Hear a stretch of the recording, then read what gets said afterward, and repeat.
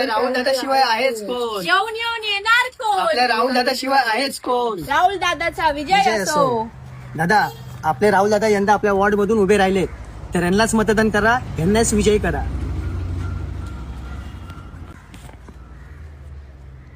माझं मत फक्त तुम्हालाच. राहुल दादाचा विजय असो. दादा नमस्कार. यंदा या वॉर्ड मधून आपले राहुल दादा उभे आहेत, तर यांनाच मतदान करा आणि यांनाच निवडून आणा.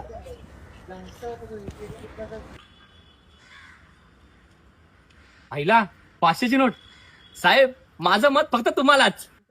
हॅलो. हा ते आपल्या विधानसभेचं हो साहेब ऐका ना. अरे अहो विधानसभा साहेब ऐकून तर घ्या. अरे या थांब ना. ओ साहेब थांबा. इलेक्शनच्या अगोदर तुम्ही आमच्या समोर हातपाय जोडत होतात. आम्हाला आश्वासन दिलेलं तुमची सगळी कामं करणार आम्ही. मग आता काय झालं? तुम्ही निवडून आलात. काय झालं आता तुम्हाला साहेब? ये इथे. तुझं काम नाही केलं म्हणून तुला राग आला ना? हा, आता समज मी तुझ्याकडनं गाडी घेतली, बरोबर? ते चालवायला घेऊन गेलो, त्याचा ऍक्सिडेंट केलं, तर माझ्याकडनं तू भरपाई घेशील ना? घेणार. हा, आता तीच गाडी मी विकत घेतली, त्याला तोडून टाकली, तर तू भरपाई घेशील? नाही. नाही घेणार ना?